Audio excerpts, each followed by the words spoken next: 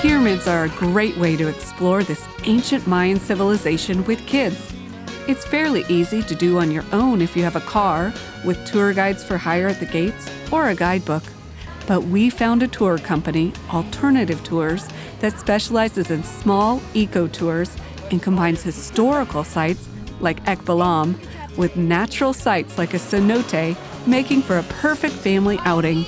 So off we go. Chickens! Today we have a lot of activities to do. Of course, all of us will have a lot of fun. So please, everybody, I don't want to see your long faces the rest of the day. Just keep smiling, everybody. And as we drive, the towering hotels of Cancun fade into towering trees and lush jungle. Saul, our tour guide, fills us in on the history and culture here. Many of the places and towns here at all the Yucatan Peninsula, they are in Mayan language. Cancun, Can means serpent, Kun means nest. He tells us how this part of Mexico got its name. You know, when the Spaniards arrived here, they were asking at the locals, okay, what's the name of these lands? So the Mayans here, in their language, they say, Yucatan, Yucatan, okay, I don't understand you. And those smart guys, they says, oh, we are right now in Yucatan. And teaches us a few words in Mayan, which is still widely spoken in this part of the country.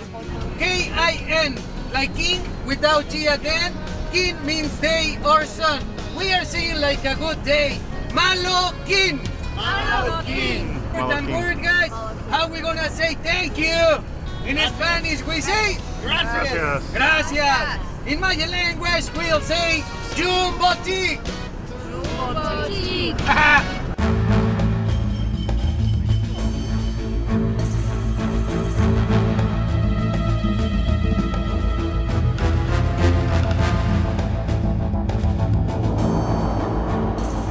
Balam was a huge Mayan city that reached its height from 700 to 1200 BC.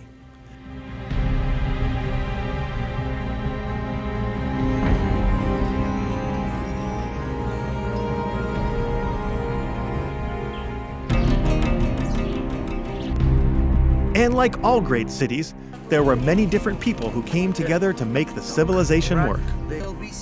High priests, warriors, artisans, farmers, and carrying the rest of the classes was the working people. Ekblom became the capital city of the area at its height. Today, they are still uncovering pyramids. What's all the stony hills? Those are not hills. They used to be pyramids, but they are covered by the jungle now. What we are visiting right now, it's only the 8% of the whole archaeological site. We're in the middle of the Ekblom Ruins. This place is great because it's a lot smaller than some of the bigger ruins like Chichen Itza.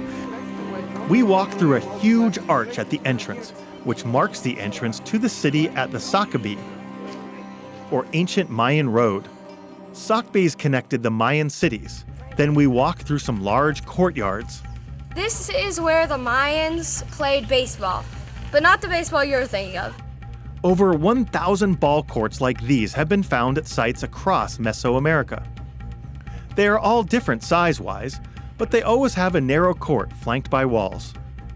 It's thought that the object of the game was to keep the ball in motion and shoot it through the stone hoops, using your hips and possibly elbows, knees, and head. Sometimes it was just played for fun, but other times it was a formal ceremonial version of the game that involved human sacrifice. And if you lose, you won't see the ball again. But remember, kids, it's all about having fun. And past some smaller structures. So you can really get a more intimate feel of the Mayan civilization. Lots of little narrow corridors that you can walk through, and all of the pyramids are open for climbing, which of course the kids love. And then we come to a soaring pyramid. Big. This is the biggest pyramid in the whole site. And this archaeological site, this is the main temple. This is the biggest one. We're climbing a Mayan temple in Mexico, and it's the tallest one in the whole village. Known as Iqbal's Acropolis, this pyramid stretches 500 feet long by 200 feet wide and soars up into the sky. About halfway up, we stop to check out a tomb called the throne, that was found with much of its detail intact. This is the tomb of the king. Thought to be the tomb of Ukikkanletak, the opening looks like a giant mouth ready to chomp down on intruders. There are carvings everywhere. Hieroglyphics are things that are carved in the wall. Pictographs were painted with juice, like from a strawberry or something. And because the area was covered by ground-up limestone, This site right here was found like this. after a good look and shaded rest, it's best to visit the Mayan pyramids early morning or late afternoon when the day hasn't gotten too hot. And be sure to bring water and wear lots of sunscreen. Well, it's time for us to keep climbing. And the hike is well worth it with 360-degree views across the jungle. And you can see why the high priests use the top of the highest pyramids for ceremonial purposes. Breeze is nice. Close you down. Not to mention the views of the other Mayan cities. To that side of it, you can see two pyramids. Oh yeah. That's Chichen Itza. That's where we went last time. And the kids are impressed by the feat of these ancient civilizations. The Mayans built all these pyramids, and there's a watchtower over there. But something else catches their eye. Oh, yeah, he's looking up at you. Most kids love nature and will enjoy spotting wildlife in the jungle around the pyramids. And we head back down the pyramids to see what else they can find. There's big bunches of caterpillars. They're eating the sap. I have a cricket butterfly. Watch its wings.